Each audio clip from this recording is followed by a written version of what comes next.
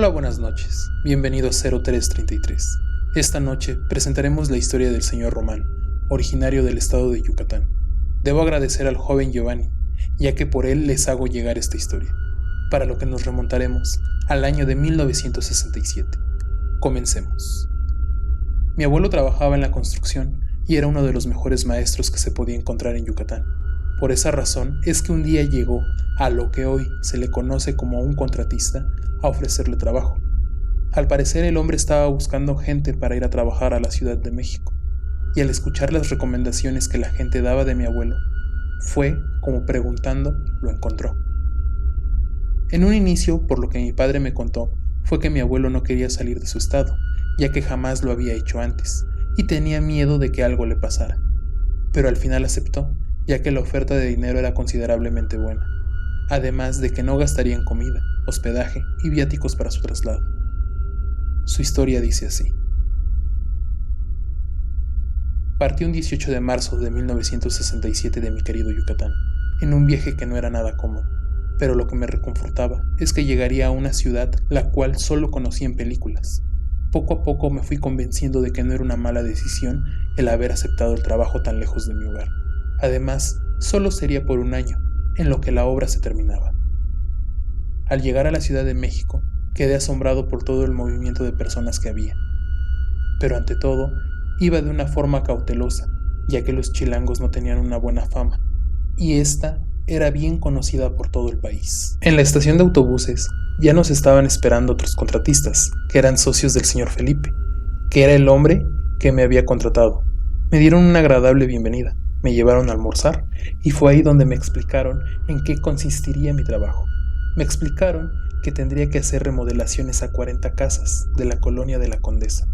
No era nada difícil lo que me estaban pidiendo hacer, pero algo no me gustaba y se los hice saber. Así que pregunté.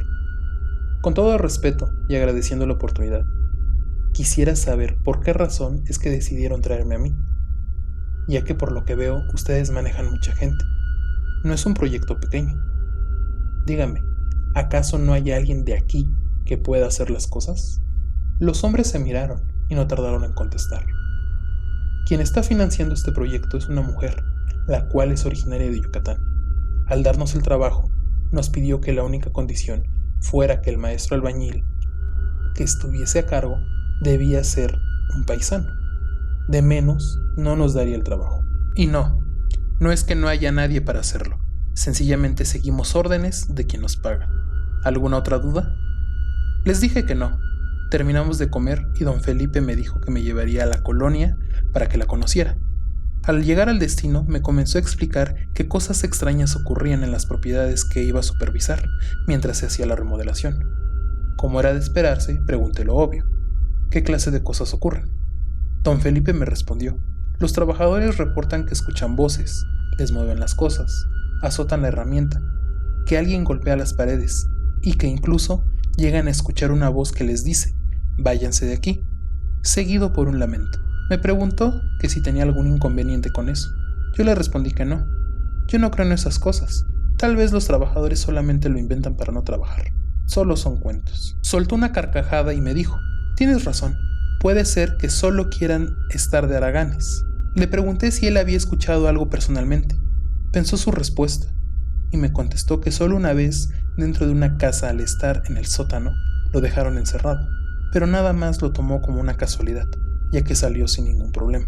De pronto nos detuvimos justo enfrente de una casa muy grande y bonita. Antes de descender del auto me dijo, tú te quedarás aquí, es la casa que la señora Isabel destinó para tu hospedaje. Descansa bien. Vendré por ti a las 10 de la mañana para llevarte a conocerla.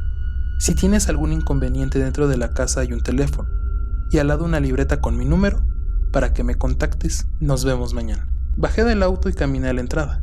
Felipe no se fue hasta que yo estuve dentro de la casa, la cual era muy acogedora, pero aún así no anduve merodeando. Solo me bañé y me fui a dormir, ya que había llegado exhausto por el viaje.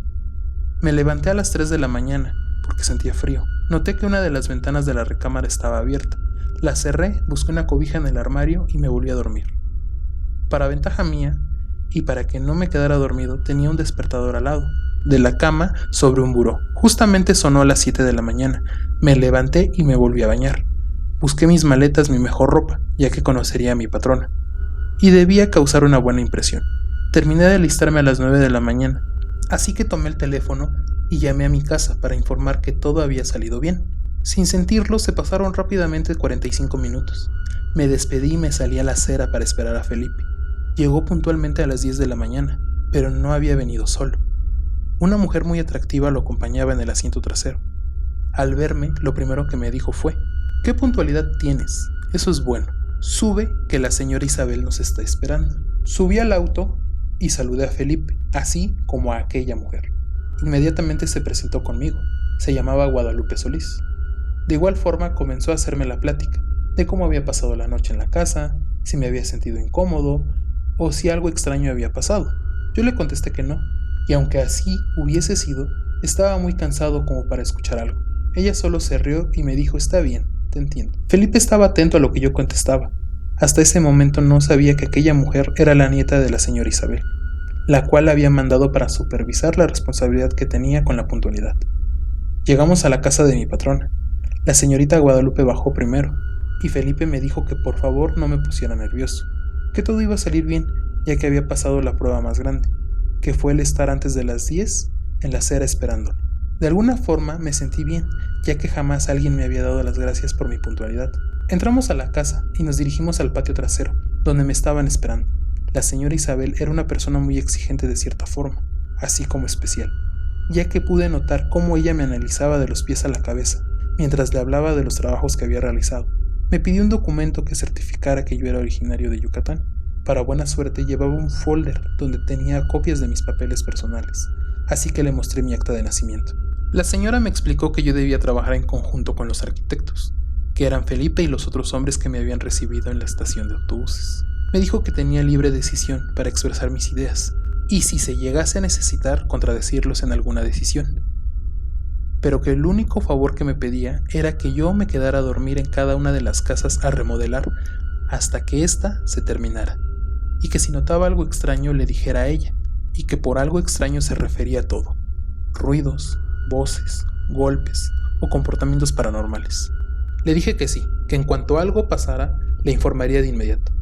Sin más, me dio las gracias por aceptar el trabajo, así como el venir de tan lejos, y por último me dijo que al día siguiente entraría a labores a las 8 de la mañana. Me despedí de ella y le di las gracias. Al regresar a la casa, le pregunté a Felipe por qué razón todos estaban empeñados con algo paranormal, y a qué se debía que todo fuera un tema referido con los comportamientos sobrenaturales. Él me respondió que la señora Isabel estaba muy empeñada en encontrar una señal, la cual estaba perdida, pero que él no sabía más, porque era muy reservada en ese aspecto, y que yo era el quinto maestro albañil en ser contratado en los últimos 5 años. Solo escuché y le dije que estaba bien, aunque por dentro me estaba preocupando, ya que en la construcción se escuchan muchos mitos o cosas atroces que pasan cuando se construyen algunas obras grandes. Ese día me la pasé pensando en lo que aquella mujer estaría buscando, y también me la pasé buscando por toda la casa alguna señal o algo que me pudiera dar una interpretación de algún hallazgo. Mi búsqueda fracasó, ya que no logré ver nada. Dejé en paz ese tema y decidí que era hora de preparar la cena, ya que el tiempo se me había pasado volando y ya eran las 10 de la noche. Mientras preparaba la cena, el teléfono comenzó a sonar. Contesté y era Felipe. Solo llamó para decirme que pasaría por mí a las 8 de la mañana, que alistara mis cosas porque a la casa que iría sería mi hogar temporal, en lo que acabábamos las remodelaciones. Le dije que sí, que ya me había quedado claro, y me despedí de él. Terminé de preparar la cena, pero antes de comenzar a comer, decidí encender el boiler para darme un buen baño caliente. Así que subí a la segunda planta, y de la nada vi pasar una sombra muy pequeña enfrente de mí. Mi primera reacción fue seguirla mientras le gritaba: «Oye, ¿a dónde vas? ¿Quién eres? Ven aquí». Pero al llegar a la habitación donde se había metido, no encontré nada, solo que aquella habitación estaba muy fría, tanto que podía ver mi respiración en forma de vapor. Salí inmediatamente de ahí y me regresé a la cocina. Un poco asustado me puse a comer, porque fuera lo que fuera, esa cosa no arruinaría mi cena. Al terminar me fui a dormir, pero esta vez no lo hice en la recámara, me quedé dormido en la sala.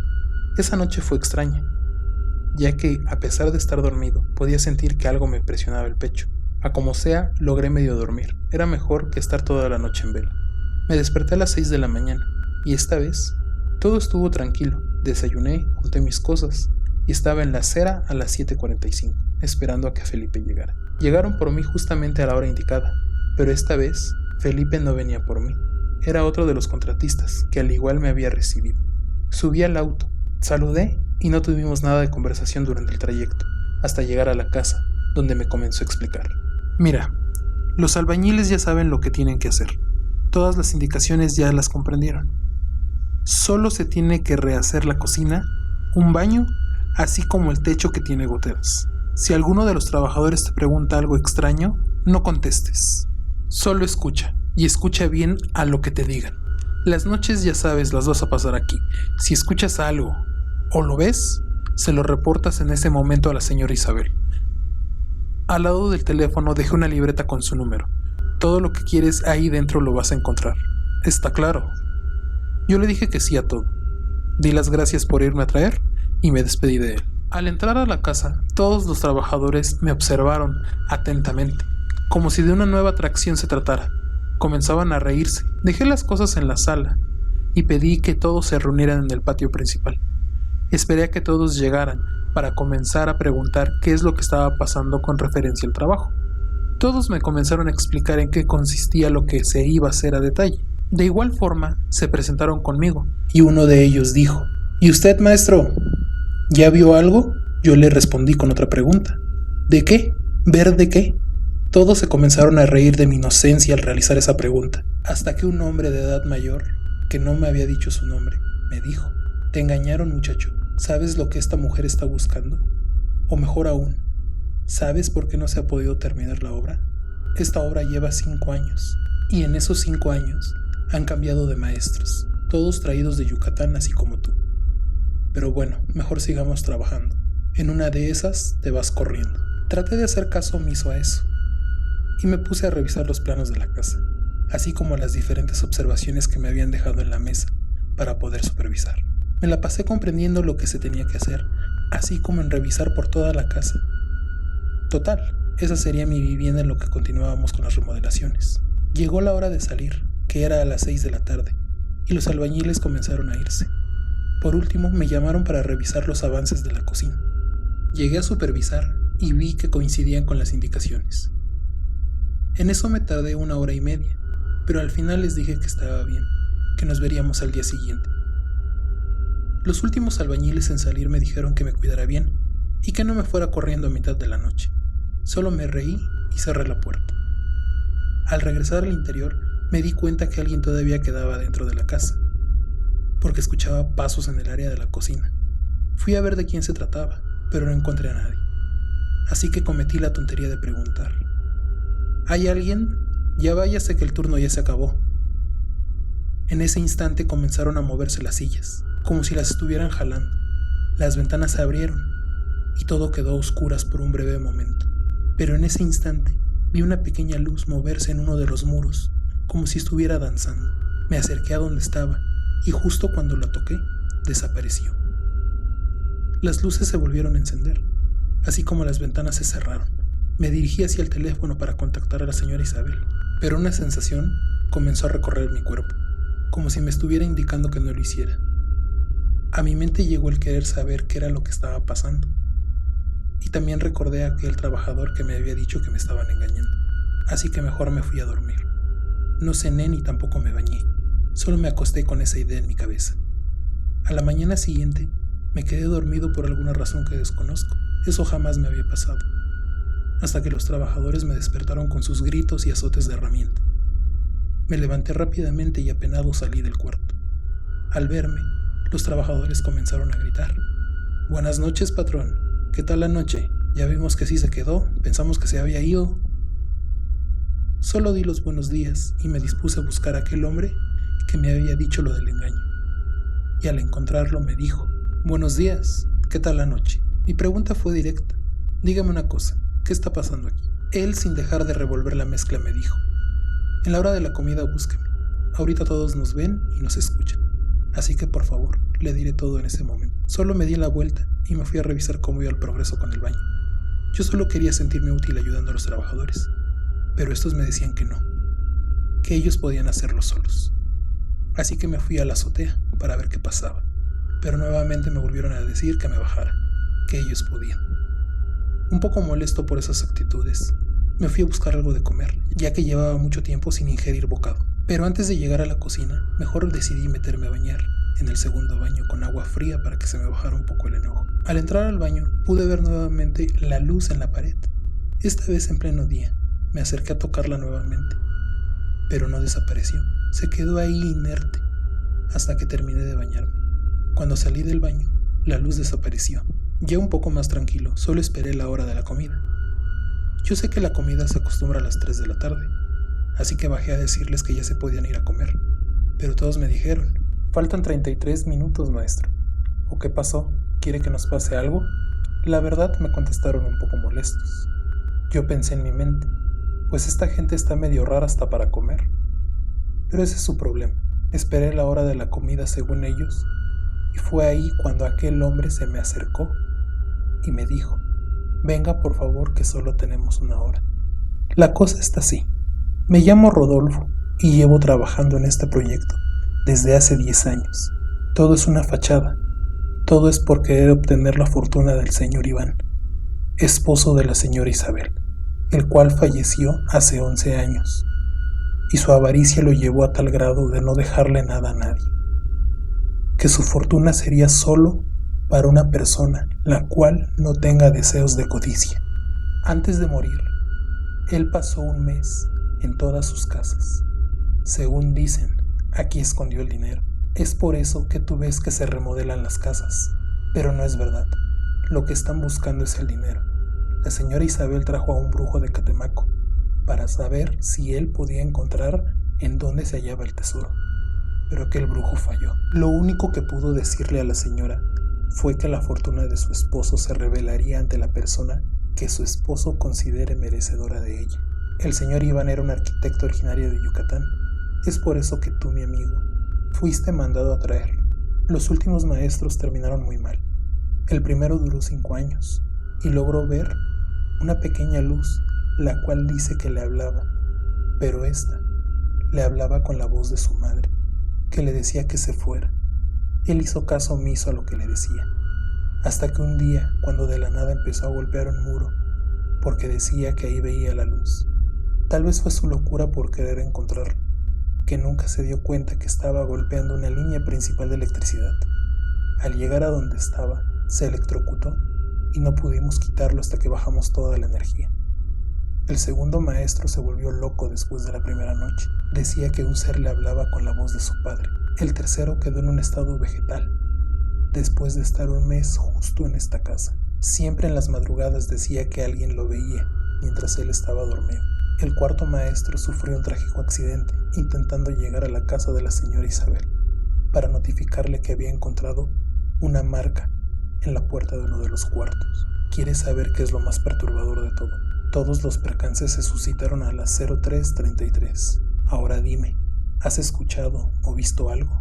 Le dije lo que había visto estos últimos días y que de alguna forma solo había tenido 2 encuentros, donde logré tocar aquella luz, pero al hacerlo ella desapareció, y la última había sido apenas, pero que esta vez sí había podido tocarla, pero no más.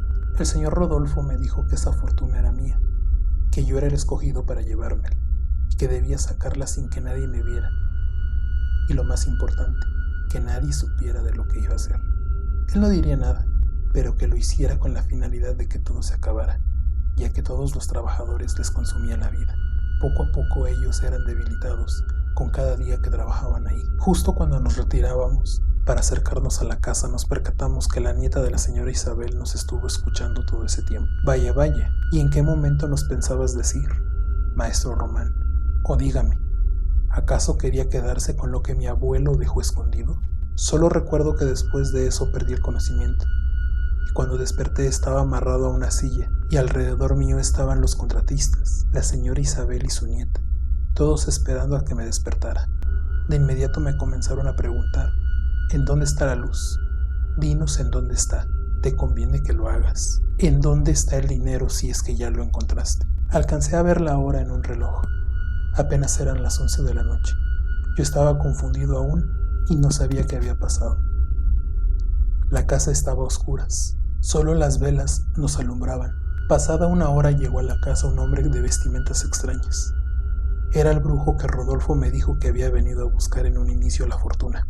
Miró a todos al igual que juzgaba la colocación de las velas y el uso del incienso.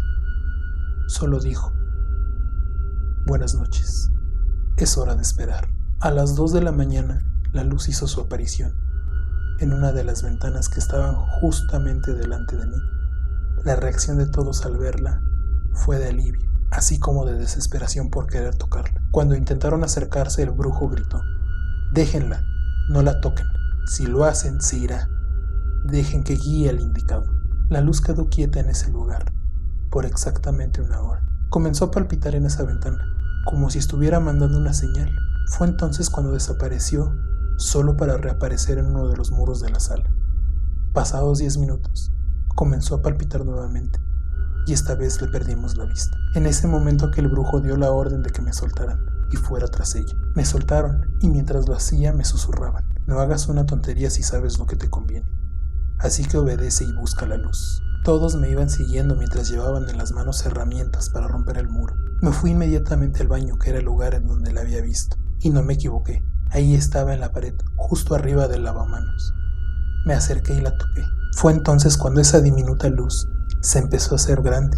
En eso me dijeron: rompe el muro, empieza a golpearlo, vamos, apúrate, ten, aquí está el mazo. Comencé a hacerlo, pero por alguna razón el mazo no era rival para aquel muro, ya que todos mis golpes solo rebotaban. La señora Isabel y su nieta no soportaron más la tentación y comenzaron a golpear la pared con solo sus manos.